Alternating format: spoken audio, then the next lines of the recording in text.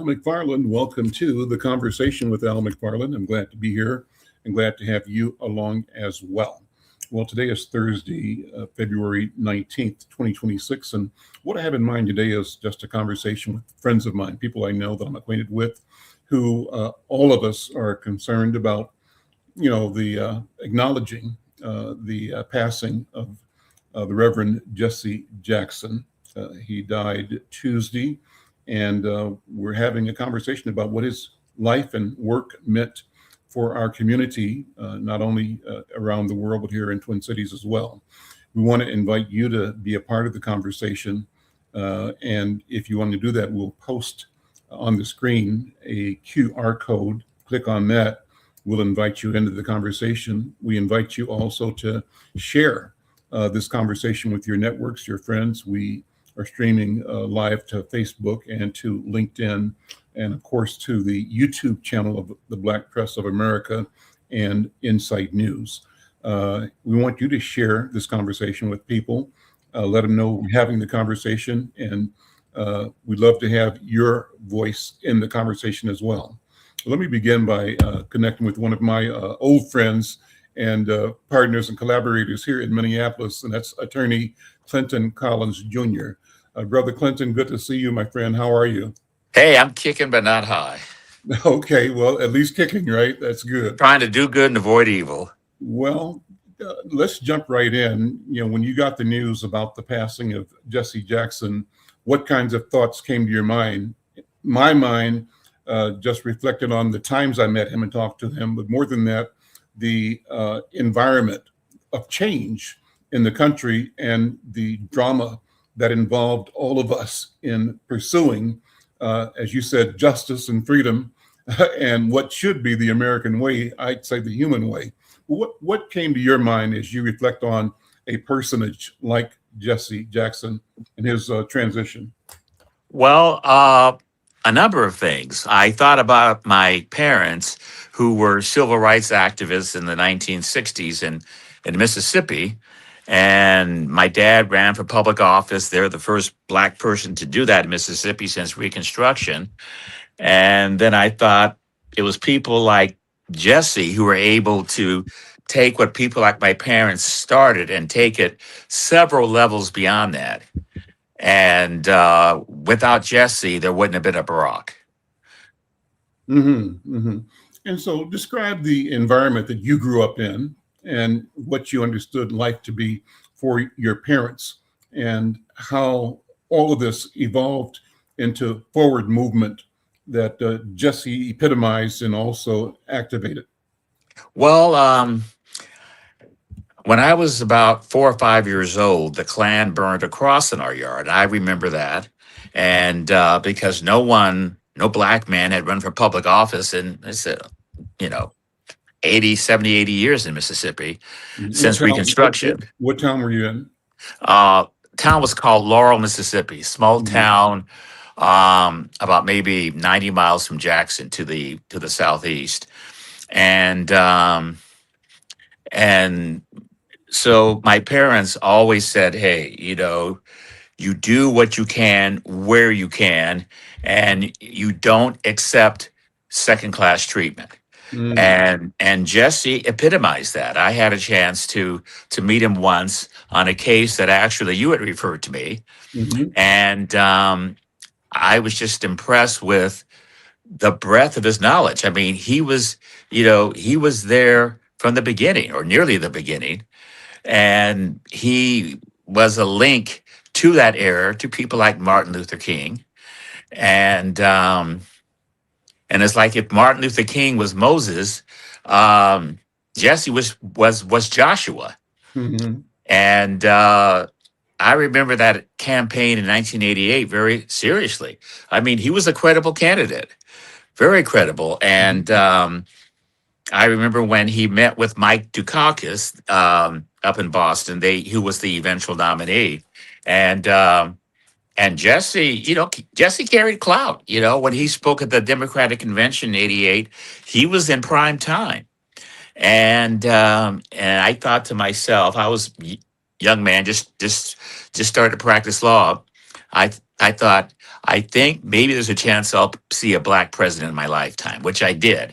Mhm. But Jesse made me realize that that was not just a pipe dream, that it could really happen. And, so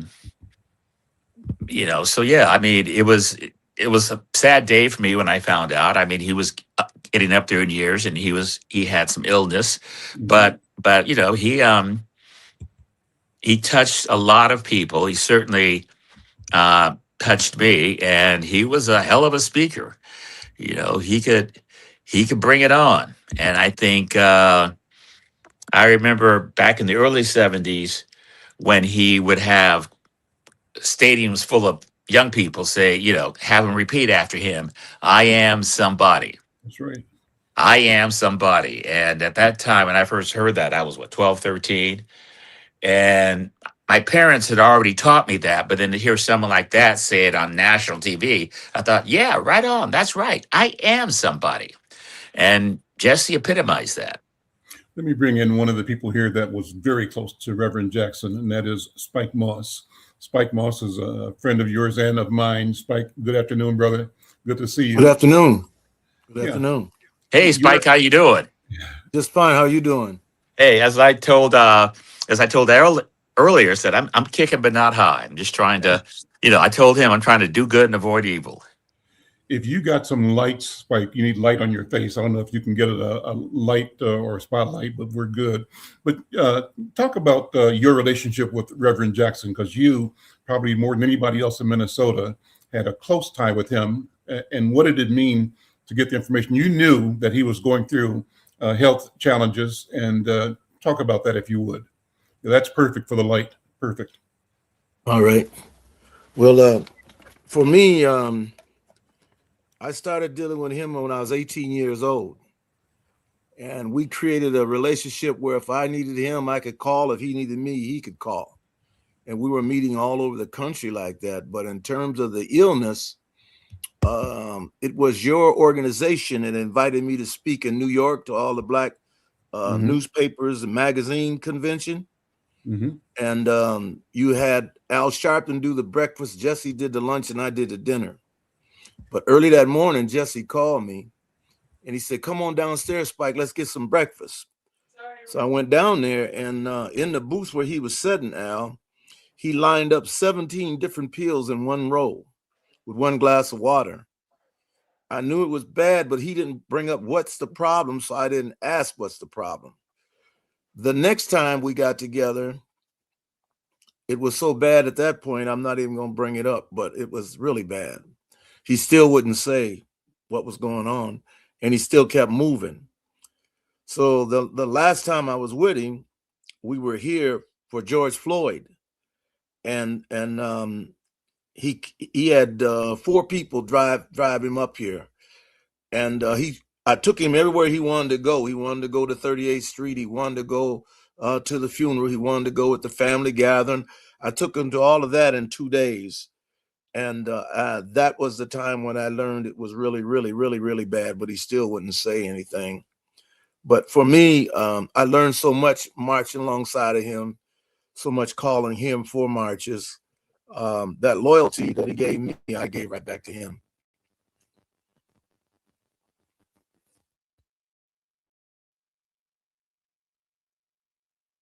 Can you hear me? I lost your voice.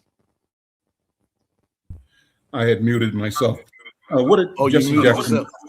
Yeah, what did Jesse Jackson mean to the movement? When people think of movement, they think of, let's say, W.E.B. Du Bois. They think about Marcus Garvey. They think about Elijah Muhammad. Uh, they think about Louis Farrakhan. They think about Martin Luther King, Malcolm X, Stokely Carmichael. There are lots of luminaries, big names of people whose lives and contributions involved and embodied massive change, like Mm-hmm. global change. Nelson Mandela, and I think Jesse Jackson was in that arena as well. Uh, Give a I would sense put of him there, but how you viewed him and how he moved in the country and in the world.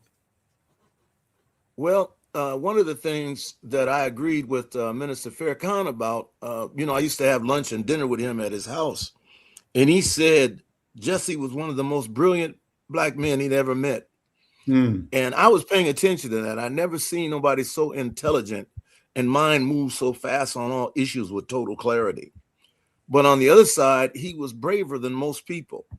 If you wanted us to stand down or back up or we're going to jail, Jesse's going to come forward. And that's the main lesson I learned from him. I thought Martin had that courage. I thought Martin loved us enough to risk his life, but I thought Jesse was at least 20, 30 times bolder. So That's whatever you're amazing. trying to say, huh? That's amazing. Yeah, it was about no matter what you did, he's standing for you. And so if you're going to do something, you're going to have to do it because he's not backing up. Matter of fact, when we represented the migrant workers, the Latino migrant workers, they underpaid, wasn't being treated right. They asked Jesse, would he come and lead the march? And Jesse called me to come and go with him. And I remembered the police was armed like it was a war going to happen. Bulletproof vests, the nightsticks was about 4 feet high. And they had their gloves on, sandbag gloves. They were ready to beat all these Mexicans up. And they gave us a warning of how many minutes to get out of the street. And I swear to God, Jesse locked my arm with his and said, let's go, and went right at him. But I was so used to seeing him do that, I was not surprised. He sticks to the mission and the love of people. If he made any mistakes at all, he believed that this country could integrate. He really believed that. And if that was a mistake, that would be it, because they still have not allowed integration. They are still as racist as they were when he got started.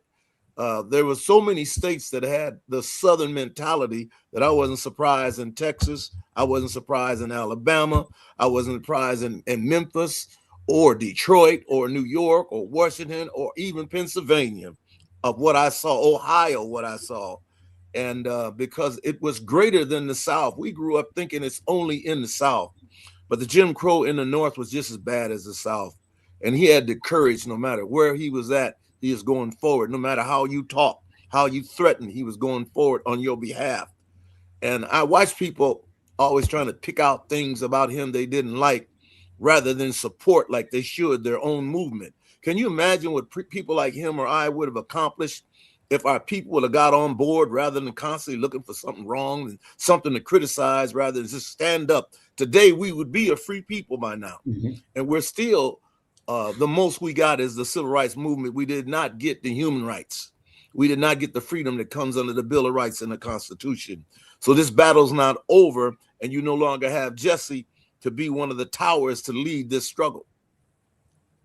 I'm Al McFarland. This is The Conversation with Al McFarland. I'm talking to Spike Moss and Clinton Collins Jr. Spike, we call him a freedom fighter, leader of the freedom fighting movement here, revolutionary and community builder here in Minnesota and around the country, and a close confidant of Reverend Jesse Jackson. Clinton Collins, a retired attorney, but still practicing law and active in community as well.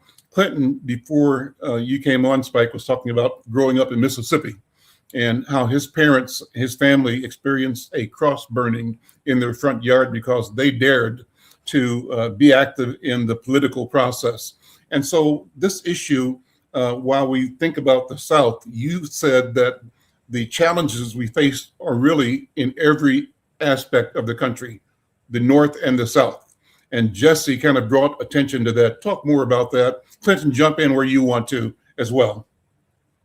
No, I agree absolutely, Al, with what you said, that that Jesse was willing to be in your face, as opposed to piggybacking on what Spike said. Martin Luther King was more of a conciliator and was a little more, I don't say diplomatic, but he was more careful to not alienate people as he advocated. Whereas Jesse didn't care if you got pissed off. He didn't care if you didn't like what he was saying. And I think that was really important after the civil rights movement to reach, Black people at the ground level. Martin Luther King wanted to, again, have this consensus with white people, and he was very eloquent. But when you look at the people around him, most of them were professional Black people, educated, whereas Jesse brought in the masses. And Jesse believed that if you're going to be a potent force, you got to include everybody, not the what W.E.B. Du Bois used to call the talented 10th. You got to get in the streets and you have to meet people where they are and get them to believe that they can accomplish stuff. And I think that's what his two presidential campaigns did, is that, especially in 88, it made it clear that, a black person could run a national campaign because he won like 11 primaries, South Carolina and I believe Texas. I know a number of states in the South, and states where, yeah, there was a big black presence, but you also had to have some white support in order to win the primaries. So he was able to, one, I think, appeal to white people without being, in their mind, a Stokely Carmichael. But on the other hand, given how he grew up, single parent household, he grew up dirt poor. He could go and talk to people in what we call the hood and say, I understand your struggle. I have been there and you can do it. Whereas Martin Luther King came from a middle class black family. His dad was a minister. He went to Morehouse, which is kind of, at those days, the black Harvard. And but I think Jesse's greatest appeal was what he came to call the Rainbow Coalition. I heard a speech of his today, I guess it was yesterday, and it might have been one of the convention speeches. I think maybe the first convention, and the refrain was that I understand, I get this. And he said, when I was born, my name was not Jesse Jackson. He had a different name because he didn't know his name, and he took on the name of his grandmother. I can't remember the name he said it was, but it was some years later when he developed the name Jesse Jackson. But he talked about being born not in a hospital, but in a 3-room shack or house with the bathroom as an outhouse outdoors. And he talked about all of these conditions, that tried to reduce our people to nothingness. That's the way of the world at that time. And he was saying that beyond that, I think that led into him declaring our somebody-ness. And so, Spike, what do you think people saw? What did they hear? What did they feel as they were? I think they saw everything you said and they felt it because so many of us had experienced it. I don't know if I ever shared with you, Al. In my hometown, there was a medical facility, but it was whites only. And we had 170 miles to go to get to a hospital except blacks. And I had 2 sisters and a brother born before me, but none of them got off that table. They all died on that table. You take a butter knife, put a cloth around it, tell your mother to bite down and push. I was my mother's first child to survive the midwife on the table. And so you look at 30-40% of your family is going to die because you got to try to drive that 170 miles. You can't send an ambulance that far, and you got to get it from a black hospital. You either got to get to St. Louis or back then, Kansas City. And so most of them had a number 2 hospital. You know what I mean? So Jesse, I know what he went through because Jim Crow was alive and well. Every summer that I went home, it was still there. But the fact remains, the reason I kept bringing him here, Jim Crow was here, Al. When we got here, it was here. And it was just like down south. And so you stand on what you know shouldn't happen. You stand on what you want to do for things to be better for your people, and you buy into it. I believe Jesse bought into it, hook, line, and sinker, that I'm going to fight to the end of my life for my people's rights. And I'm going to fight, he said, to bring people together. And he really believed he could. But the bottom line is, even if he didn't, look at the thousands upon thousands of people who followed Jesse's voice of all nationalities. That was just reality. He completed it. Clinton, go ahead. No, I absolutely agree because I mentioned earlier that second campaign where he wasn't the nominee, but he gave Dukakis and the others a run for the money. And I very much remember the speech he gave in prime time at the Democratic National Convention. And and as I said earlier, thinking to myself, this man, if he does not become president someday, he at least should remain a national voice. And if we get a Democrat in the White House, that he should be seriously considered for a cabinet post. And as I've said earlier, I think one of his greatest contributions was to get Black people to believe that despite the obstacles, you could become president. And Barack Obama admitted several times, if there hadn't been a Jesse, Jesse paved the way.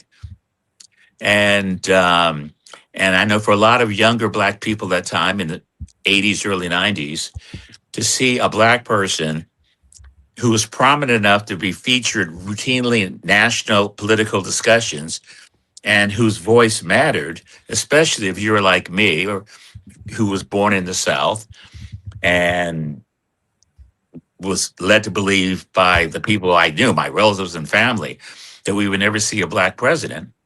And I thought, yeah, I think we can.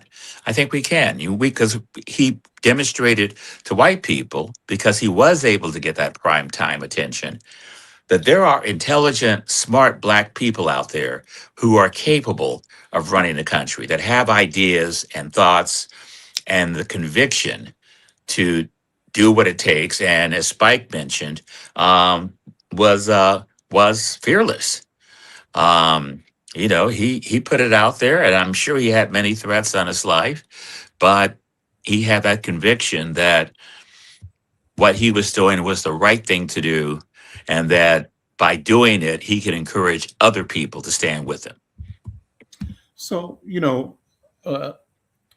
to people who are listening on any of the platforms, like the show, share it with your colleagues. And if you want to join the conversation, we want to have your voice in this as well. Go Pardon me, ahead. I'm sorry. Sure. I got to deal with my dogs. All right, no problem. Keep going there. So again, if you're listening, shout out where you are, that you're checking the conversation out, and join the conversation. We're going to put on the screen a QR code. If you want to come in the conversation, we'll bring you in, and we appreciate your feelings, your stories. Looking for stories. If you knew Jesse Jackson, if you were involved in a protest or a church service or Operation Breadbasket, Operation Push, or any of the work with Dr. King, I'd love to have you tell your story, your memory of Jesse Jackson. And you can also do that in the chat. You can go to the chat on any of the platforms and just shout out yourself, your location, mention your story. And again, if you want to join the program, you can join. I'm going to ask our producer, Jared, put the link, the QR code, and maybe in the scroll as well. Let people know that they can get on the program right now. Spike, Jesse was also not only national, but global. Did you have a sense of the impact he was having in the whole world? What do you think? I thought that was the boldest things he did, because he put himself in direct harm's way where he might not have returned back to America. He crossed over in a path where most government officials don't want African Americans to be part of. He wasn't representing Washington, D.C., but he was representing humanity, freedom and justice and the safety of those people. And he had the nerve to go and do it, which meant he could have never came back home. You know what I'm saying? And it's like when the Middle East was sending that money over here to help African American people, and they were going to send it to the Nation of Islam, and they threatened them that they better not take that money to help our people. And Jesse went over that boundary when he took that plane and went overseas twice. And I'm just saying that, but that's the boldness in him, the arrogance in him, the braveness in him, and his respect for humanity. He would have risked his life like that. I'm telling you, in all my marches, I've never seen anybody that bold.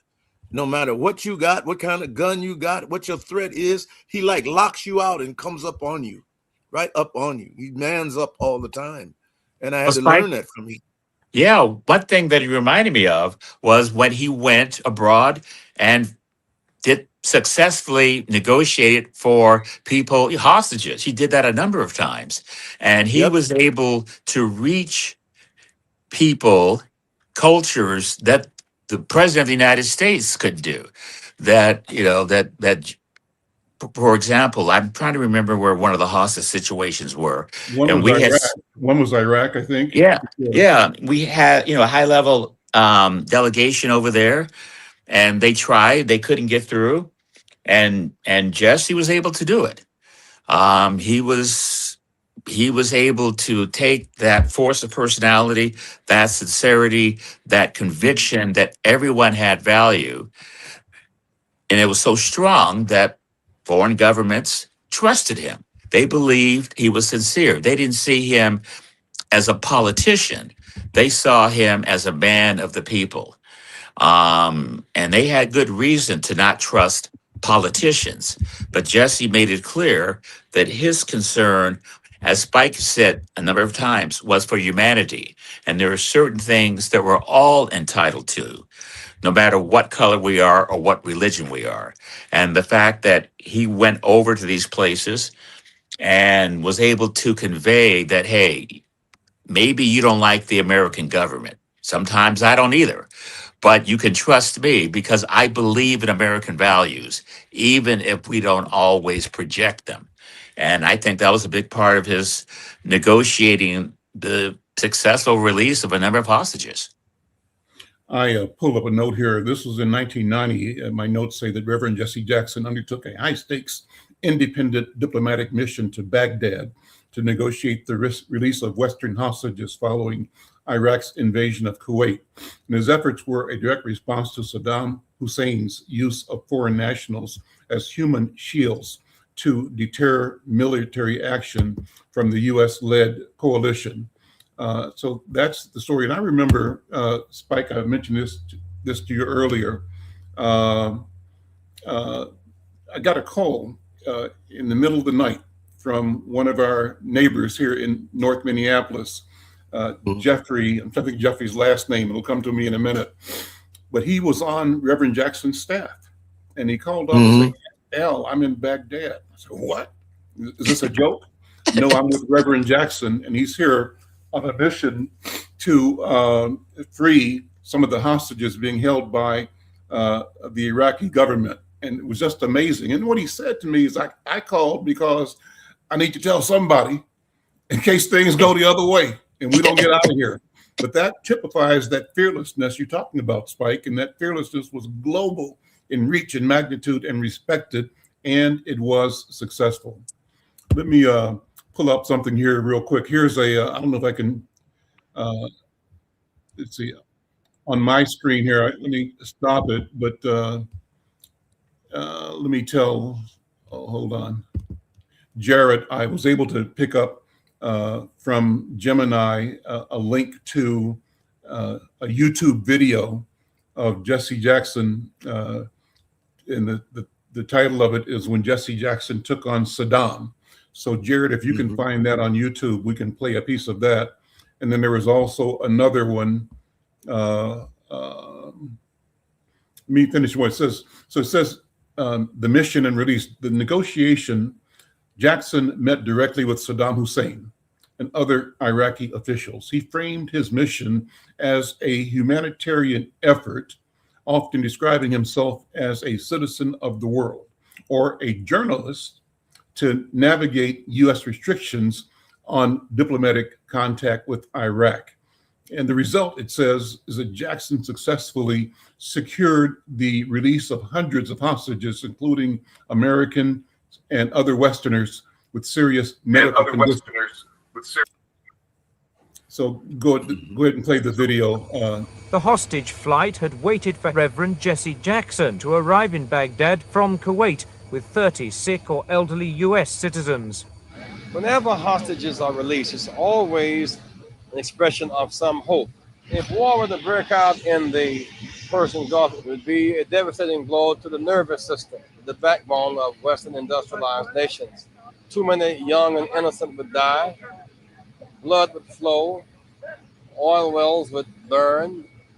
If talks are impossible, then war is inevitable. So let's talk. The roar of engines in the darkness over a deserted Heathrow airport. The Iraqi Airways 747 making its landing approach on the northern runway. And maybe you'll find some other clips that sort of typify his work both nationally and internationally. The notes I have say, one of the most famous figures freed was 5-year-old Stuart Lockwood, who was a British boy who had been filmed appearing as terrified as Saddam Hussein ruffled his hair on television. So Jackson personally carried Lockwood off the plane upon their arrival at Heathrow Airport. That's what you were going to see on September 2nd, 1990. So that's part of the story. He had requested a list of hostages with medical conditions from the U.S. Embassy before he went to secure their release. And the notes say that while he was successful, the mission was criticized by some Western officials and media as a propaganda victory for Saddam Hussein. Well, what's the legacy impact? The mission was one of several high-profile hostage negotiations that he conducted both in Syria in '84, also in Cuba in 1984, and in Yugoslavia in 1999. That's amazing.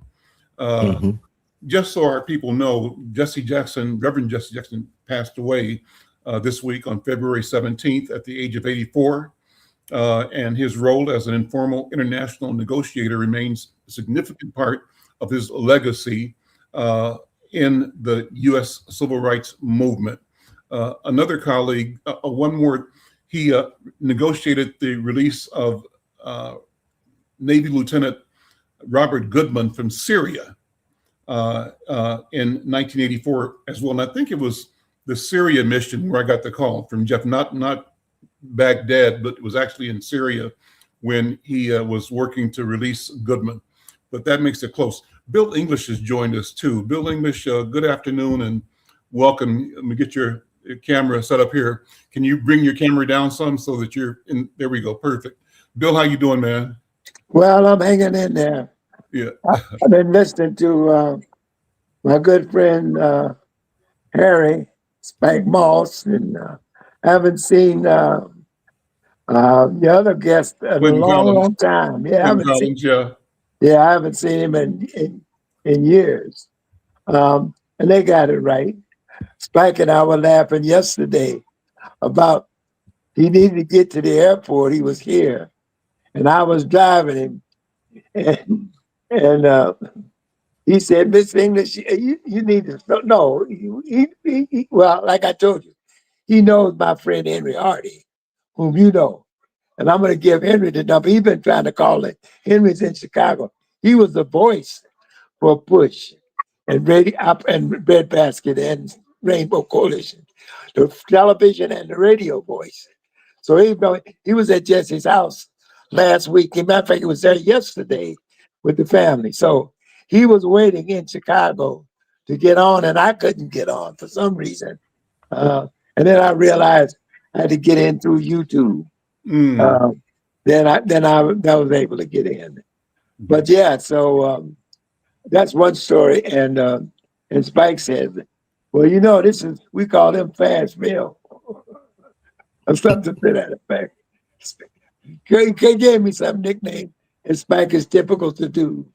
But he said, he's getting you to the airport on time. I think you better let him drive. And we got him there. He did make his flight. But no, he was, everything they've said, Spike has said in particular, I agree with. So here's the question I want us to sit in for a bit is sort of analyzing what this arc of change has meant. Clinton started off talking about Bill being born in Laurel, Mississippi, and his parents and his family experienced I can't hear Al. Okay, can you hear me, Bill and Spike? So Clinton, if you can hear me, go out and come back in. Bill, can you hear him? Yeah, I hear him. I'm gonna take. I don't know what's going on. Take him out and just have him reboot and come back in. So this is technology. But I want to talk about just this whole thing of change in our country. And we are, not that far from enslavement, from slavery. And we've come a long way since that time. But we have to be mindful that it seems that the The current holder of the White House is trying to recreate the collapse of Reconstruction and the reemergence of Jim Crow. White people right now are being empowered to talk crazy like they used to, and with an expectation that Black people would take low. I don't think it's going to happen, but that's the environment. ICE is here in Minnesota, in my point of view, just like the slave catchers roamed the South, giving birth to modern American policing. So if you all would, Spike and Bill and Clinton, when you come back in, talk about this whole arc of movement towards freedom, the fight that we have been in from the days of enslavement, but where we are now, and sort of weave into that the kind of role that Jesse and men and women like him played. Bill first and then Spike. Well, let me say this. As far as I'm concerned, we are where Du Bois said we would be at the turn of the last century. To turn of the last century, he said America's greatest problem will be race. It has not changed. Have we made some progress? Yeah, we're no longer enslaved, but for all practical purposes, we are not fully free. We can't control our economy, can't control our communities. We can't control much of anything. Yet we are politically active. And Minnesota is a classic example. I'll give you an example of the progress of their or lack thereof, as I say. Bobby Joe Champion, president of the Senate. Bobby Joe should be the Senate Majority Leader. 4 years ago, they cheated Jeff Hayden out of the Senate Majority Leadership by allowing the Somalis to cheat. And when he took it, and for example, Jeff had 160 of his people didn't even get ballots because COVID. It was all virtual, as you will recall, the state convention. And there was 140, according to Corey Day, South Somalians whose address didn't exist. So they got 140 votes. So they cheated him out.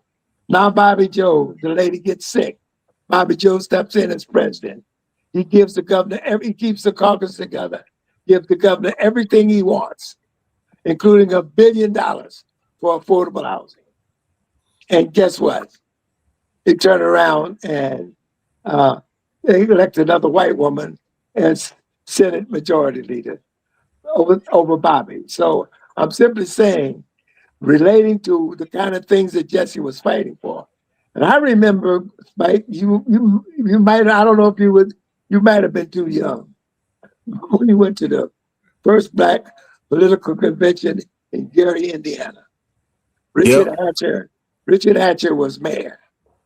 And over 10,000 Black folk showed up in Gary that day. I will never forget the keynote speaker was a surprise. It was Ossie Davis, the actor. I will never forget the title of his speech. It's not the rap, but it is the map. It's not the man, but it is the plan. And then he espoused on that. And I left an impression. A very young Jesse Jackson was there. Jesse was just emerging into the scene that a mentee of Martin Luther King. So, as we reflect on his life and the times that he gave to this country, the commitments he made, and all the great things he's done, only reflects the fact that we are still fighting for the freedoms that Jesse fought for. Today, right here in Minnesota, we're still fighting for the same level of freedom. And the examples I just gave you is a good indicator of that. Bill, tilt your camera down some because you're still not centered in the screen there. There we go. So we keep you close in. Yeah. Perfect. That's perfect. Spike, react if you would. Respond to that if you would. Well, when we went to Indiana, I was asked to come as a youth with a different perspective and speak. It was the reason I was there. And I also went to the the party afterwards, I don't know if Bill remembers, the black contractors built our first black mayor a home, and the reception was in that home. But the people came from all over the country to see the first black mayor of his city, and it was great. Who was that? But I got that Mayor Hatcher, Gary, Hatcher. Indiana. Mm-hmm. He was our first, and we were all invited. We came from all over, you know. But I'll speak about two things, Al, that you said earlier, in terms of where we go from here. To Bill's point, you're trying to roll us back 70 to 75 years or more of the progress we made, starting with removal of affirmative action and the money that goes to black colleges and our history and our books in school. It's going to go on and on and on, because the things that they love are alive and well, and they have not changed that much. So they will continue to move. When you went to school, Bill went to school, I went to school, those are 3 generations. But one of the things we learned, Bill, Hitler removed the police from the street and brought the Nazis to run the law and order on the streets. He removed the government of Germany and put forth the Aryan race. Here we are in America, removing the police on the street with a group called ISIS in place of the Nazis. And in place of the Aryan race, you're going to make that the Republicans, which means the same thing is going to happen. You're going where? Concentration camps. The difference is people of color are going. They were white Germans going and white Jews going that didn't fall in line with Hitler. The other thing that matters is you learned in school that the great Roman army conquered all those countries, killed and ruled all their leaders, took everything they had of value, and became the great Roman Empire. But regardless of what we say about the Romans, the empire imploded from the inside out. America is in the process of imploding from the inside out. Anytime you say, which was it a week ago, Al, when in Philadelphia, they went to the slave museum and tore it down in your face, when they tell you that they don't want no talk about slavery because it makes them feel bad. How do you feel bad than the victim who came through slavery? But it bothers you too much to see it. You say you want to get rid of everything that's got to do with Martin Luther King and including this holiday, not just a statue. You want to roll us back. If we're willing to go back, we will. This is an hour, Al.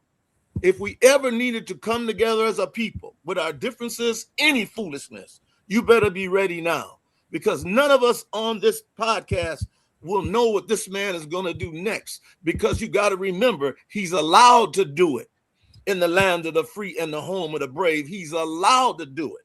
Now, the last thing I would say is the steps of South Africa, when he brought that boy over here from South Africa with the car, what's his name? That did the Hitler salute on the stage? Elon Musk. Elon Musk, yeah. If you remember South Africa, where he came from, how did we move around in that city? We had to have a card credential to allow us to move in our own country. Here comes this country. Now you got to change your driver's license that allows you to move around. Do you see the repeat of all of this madness? It's all the same. It doesn't matter if you call it ISIS or Nazis. It doesn't matter if you call it the pass or the driver's license. You are getting permission to move now or not move. And so it will be worse than what Bill witnessed. Bill's from the South, you from the South, I'm from the South. It's going to be worse than Jim Crow. It's going to be worse because you got a man whose number one hero was Hitler. Putin's number one hero is Hitler. And they are both moving historically the way their leader moved. I put some links, Jared, in the chat. You might be able to pull up some of those. Those are some of the speeches that Jesse made. But I want to really dig deep on what you're saying. I want to get to something now. Yeah, go ahead, Bill. Go right ahead. Jump in. Bill, go ahead. Okay. There's something here that we need to think about as we have this conversation. We need to think about, number one, that this election is the most important one of all of our lives. Now, of everybody on this table, I'm the oldest one here.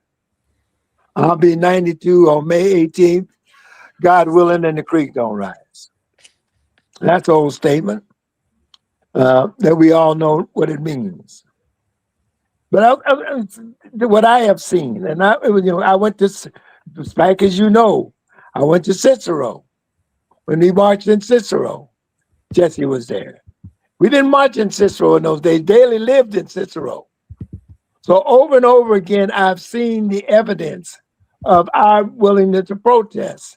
And let's say this, our protest, look at Minnesota this other day.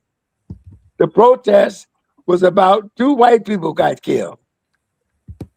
George Floyd got killed and moved the whole world. 2 white people got killed. So we have to remember as we move forward that King had allies. Jesse had allies. They were white. Okay? And so we have to recognize there was that the woman from Detroit that got killed in Selma, the march in Selma. Viola Lee, though, from Detroit. So this goes back. And so where we are now, as Spike is calling out, these are dangerous times. As Clinton called out, these are extraordinary times. These are extraordinary times for us to recognize that the death of Jesse reminds us of how much work we have yet to do. And we don't afford to have our leaders get caught up with their ego, because we know the real truth. We know they have egos. They don't always get along, and they sometimes fight each other. Yeah, we witnessed that right here in Minneapolis when Jesse was here and Sharpton was here. That greater friendship met church. They weren't going to let Jesse on the stage until Jerry McAfee said, oh, yeah, he's going to get in, and Jesse took the stage. He was sick then. But anyway, my point is we cannot afford to allow our leaders to let their ego get in the way, because right now we have got to all stay connected and be willing to work together. And that's where I am, and I've heard my three colleagues on here say essentially the same thing. Yeah, Clinton. Yeah, there was a phrase. I spent 21 years in the military, both active duty and reserve. And one of the things you learn early on in the military, there was a phrase we would use: cooperate and graduate, which is basically what Bill was saying, is that if there was ever a time that we as a people cannot afford to be splintered, it is right now, because the Republican Party and the so-called Christian nationalism that they have convinced not only white people, but we got to remember that Trump got a fair amount of black support. There were a lot of young black men that voted for Trump in this last election. And you still have what we used to call, and I'm just going to put it out there, in the day back in the South, Uncle Toms, that still support this fool, even after the caricature he did of President Obama and Michelle Obama as apes. So I think for the older people, our elder statesmen like Spike and Bill, we really have to make sure we pass on, especially to these young black men, that, hey, a lot of people died to place you in the position to vote. A lot of people lost their livelihoods and were ostracized and had all kinds of negative consequences to make sure you could ride on a bus and sit in the front, or you could go to a restaurant and be served. And I think something that we really need to focus on is to make sure young people don't forget that struggle. My wife teaches St. Paul Public Schools, and she's taught both middle school and grade school. And she said it's amazing how much kids today don't know. There are black kids that she was teaching who didn't know the name of the state they lived in, who couldn't name the governor of Minnesota. And one thing that back in the day, my parents made, and I'm sure Bill, yours, was that we didn't rely on white people to pass on our history. We learned at an early age the lyrics to lift every voice and sing.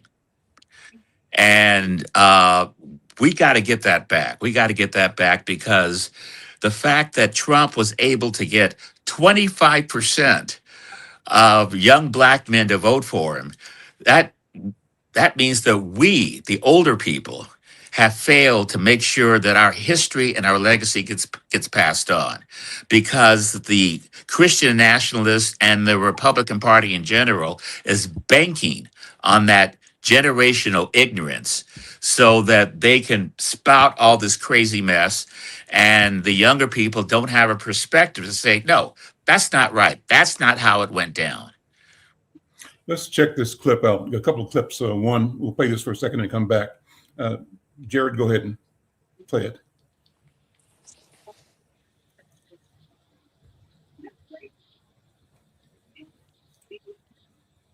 Keep hope alive. Keep hope alive. Keep hope alive on tomorrow night and beyond. Young America, hold your head high now. We can win. You must never stop dreaming.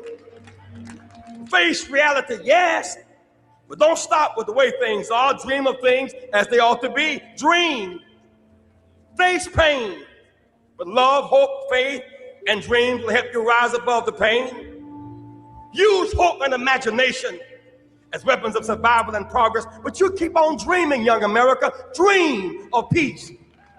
Peace is rational and reasonable. War is irrational in this age and unwinnable. Dream of teachers who teach for life and not for living. Dream of doctors who are concerned more about public health than private wealth. Dream of lawyers more concerned about justice and the judgeship. Dream of preachers who are concerned more about prophecy than profiteering. Dream on the high road with sound values. You must never surrender to inequality. Women cannot compromise ERA or comparable worth. Women are making 60 cents on the dollar to what a man makes. Women cannot buy meat cheaper. Women cannot buy bread cheaper. Women cannot buy milk cheaper. Women deserve to get paid for the work that you do. It's right and it's fair. We'll stop it there. That's really great. And we can see if we have any more clips. That's very powerful. Spike, what you think? Oh, I love everything you did, but I was listening to the discussion before you played it. Mm-hmm. And one of the problems we have, Al, the majority of the buildings we have are churches. All we have to do is the same thing on Saturday that the Jews do with Jews. Teach the Jews what it is to be a Jew in those churches on Saturday. The reason we're in the condition, we won't go in the basement of churches and discuss us, our responsibility, our health, our welfare, our love of self. So here comes a white man. He turns hip hop and he's going to promote to rap. In rap, he convinced them that you're going to sell far more tapes and CDs and records if you say the N-word, if you call our women B's and H's, and then they're going to buy it. But it's entering into your spirit and your soul and who you are. And instead of calling that girl Francine or Francis or Linda, you say, come on, B, let's go. And she answers, I'm coming, B. He's took into the very fabric of our families. Now, I will admit this. Probably none of us grew up without a mother and father. If you did, raise your hand. See, this is a generation where they're not even guaranteed a married mother and father to give you the way you should go and the way you should grow. Many of them have moms, but they don't have mothers. And a mother goes with you every step of the way to make sure you know what you need to know, Al. Put your shoe on like this, Al. You got your shoe on the wrong foot, Al. That's mother. And when you leave the house 18, 19, 21 on your own, and she hears something she don't want to hear, she's still your mother. She's calling you up to ask you, is that true? And she's going to give you her position. When you got children that are not raised like that, in Minneapolis in the last 2 years than you watch the nightly news. I'm 7, 8, 9, 10 years old and stolen cars in the street at 12 and 11 o'clock at night. Because the family structure, the foundation is mother and father. And if you end up with just a mother, she's going to have to be a mother. There's no way we should have had 3 girls in a stolen car, 12 and 11 years old, running from the cops that late at night on the freeway. There's no way we should have had a 13-year-old boy with his 8-year-old brother in the back of a stolen car and the little brother, 8-year-old, gets shot to death. There's no way that we should have had 700 carjackings, mostly carjacking black women who give you the keys. You're still going to beat them up, stab them, or shoot them. But it's because the process that he's talking about, the foundation of the black family is eroded. They did not get what we got. I'm a grown man. I ain't never used the N-word on one of my people. I ain't never said B to one of these women out here. The Phyllis Wheatley taught us to never do any of that. And we didn't. We grew up without doing that. These people are going against everything that you love. They're comfortable with poisoning their people with drugs. You want to kill them and live next to them at the same time. How is that? You want to empty your gun in them, not just shoot them, empty it every day. I said in Bishop Howe's church, I said the Klan came together in 1814.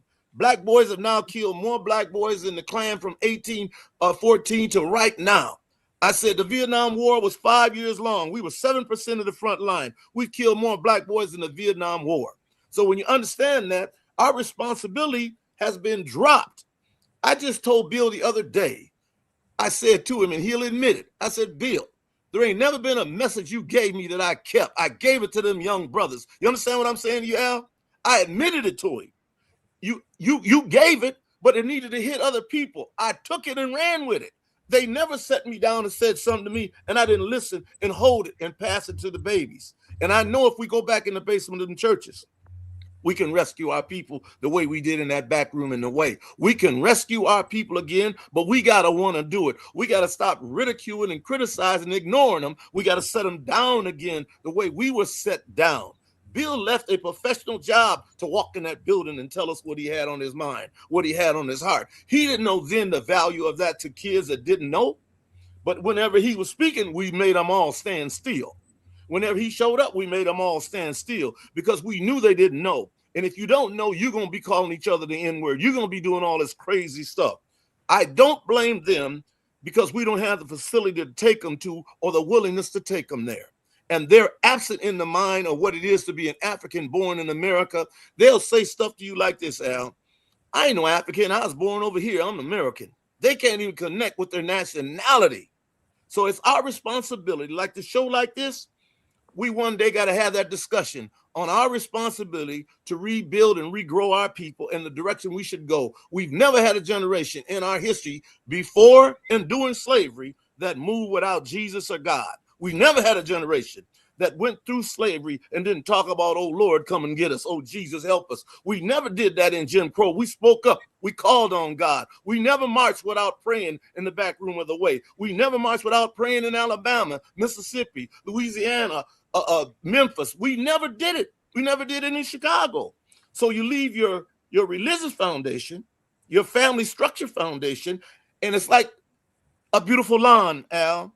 You seed it, you water it, you grow it, you cut it, you trim it.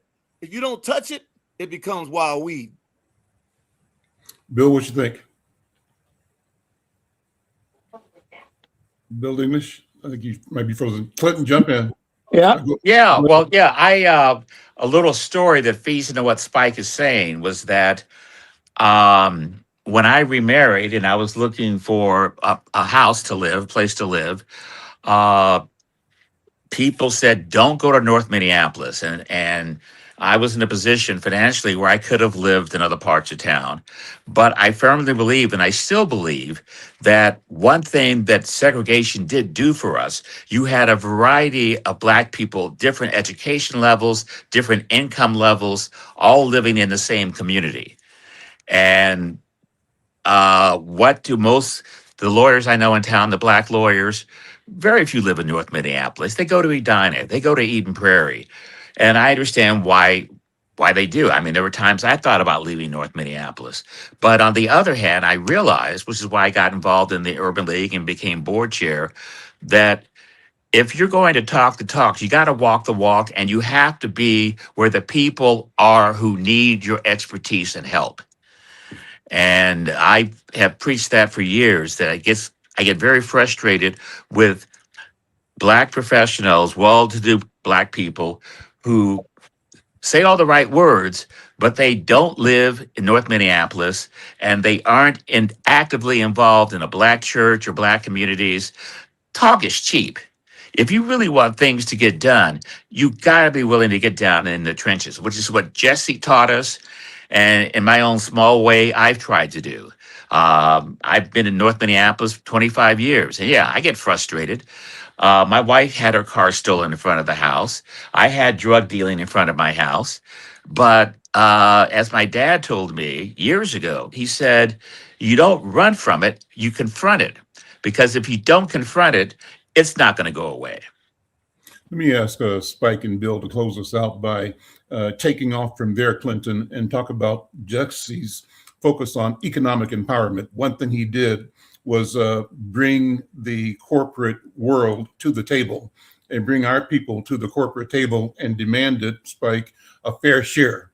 And he did that through strategy, through organizing, through philosophy, through moral and political persuasion. So where are we now? How do we ensure that we don't lose that which was envisioned as the engine to grow our people and to grow wealth in our community, to grow wealth and to grow sovereignty in our community? Spike, what do you think? And Bill, I'll have you wrap it up. Well, Bill, I mean, Al, if you remember, I did the Fair Share campaign because I realized before they even did that research, I think the research was a year ago where they announced, Bill can correct me, but I think it was a year ago, they announced that Minnesota had the worst banks towards African-Americans in the entire country. And they said of those banks, Wells Fargo was the worst, but all of them were denying us through a law. The law says redlining is illegal, but you redlined against us till I finally came up with the Fair Share campaign to fight and push back. And Minnesota is still denying us, which is to his point about the neighborhood. If we were here, we could build our neighborhood, but we got to build our neighborhood because Minnesota wouldn't let us have a neighborhood. So things like Fair Share matter. Even when we built our business district, Al, it's right there on Ocean Highway where the library is, and then you go east. And we were on both sides of the street. Minnesota looked at that business and that money and said, we're going to build a freeway through there. Came through there with eminent domain, tore down all the Black businesses. They never came back for our children to even witness that commercially we could do well in business because it was gone and it never was allowed to come back. Then they did the same thing over north to the Native Americans who live where the freeway is right behind my house.